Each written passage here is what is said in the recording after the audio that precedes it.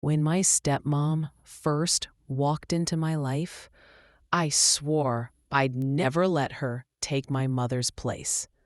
I had no idea that one day she'd nearly give her life for mine. Before we dive in, don't forget to like this video, subscribe, and drop a comment about where you're watching from. I was 15 when my dad remarried. 3 years had passed since my mom died of cancer, and the wound was still raw. So when Dad introduced me to her, a woman named Claire, I hated her instantly. She wasn't my mom. She never would be. The wedding was small. Dad looked happy. I stood stiff in my dress, refusing to smile for the pictures. Claire tried. She reached out to fix my necklace. I pulled away. Her eyes dimmed, but she said nothing. And in my heart, I told myself, she doesn't belong here. Living with her was worse than I expected. She cooked dinners, asked about my day, even tried to sit with me while I did homework. I ignored her. One night, Dad had to work late. It was just us two at dinner. She set down pasta and said gently, "I made your favorite." I muttered, "It's not my favorite." Her fork stilled. She whispered, "Your dad said, well, he's wrong, and so are you. So stop trying." The silence that followed was heavy. She stood, cleared her plate, and left without touching her food. I told myself I didn't care, but deep inside, something twisted. Winter came.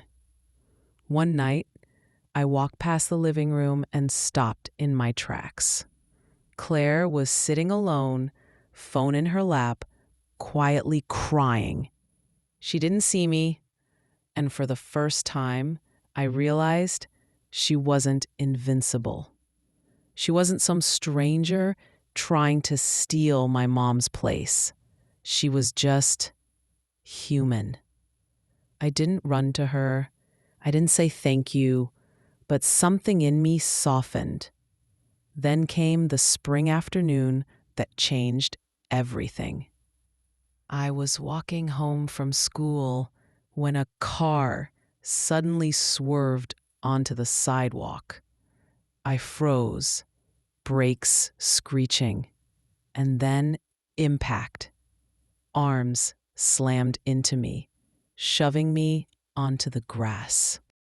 I looked up and saw her, Claire. The car had clipped her instead of me. She was crumpled on the pavement, blood soaking her shirt. "Claire," I screamed. She winced, voice shaking. "You're okay. That's all that matters." She had taken the hit for me, without a second thought. The hospital smelled of bleach and sorrow. Machines beeped as I sat by her bed, holding her cold hand. Dad paced the room, pale and frantic. But when she finally opened her eyes, she looked at me first. "Callie," she whispered. Tears blurred my vision. "Why? Why would you do that? I've been awful to you. I told you I didn't want you here. And you almost died." Her weak fingers squeezed mine. "Because you're my daughter," she whispered. "Even if you don't see me that way yet, I promised your dad I'd love you as my own. But the truth is, I love you because you're you, and I'd do it all again." Her words shattered me. The armor I built around my heart crumbled. Recovery was slow. Weeks of therapy, bruises fading into scars. And I was there, every day, bringing her water, helping her walk again, and reading her favorite mystery books aloud. One night, my head resting against her shoulder, I whispered, "I'm sorry for making it so hard, for not seeing what you gave up for me." She stroked my hair and smiled. Healing takes time, for both of us. From then on, I stopped calling her Claire. One day, without even realizing, I said it. "Thanks, Mom." And her face lit up like sunrise. Years passed. She sat in the front row at my wedding, tears shining in her eyes. She was in the delivery room when my little girl was born, holding my hand, whispering, "You're stronger than you think." People sometimes ask if I remember my real mother. I do, always. She gave me life and love I'll never forget. But when they ask about Claire, I smile because she gave me something too. She chose me.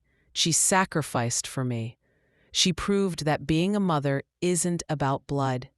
It's about love that protects, heals, and endures, no matter the cost. Once, I thought she was a stranger who stole a place that didn't belong to her. Now I know the truth. She didn't steal it. She earned it.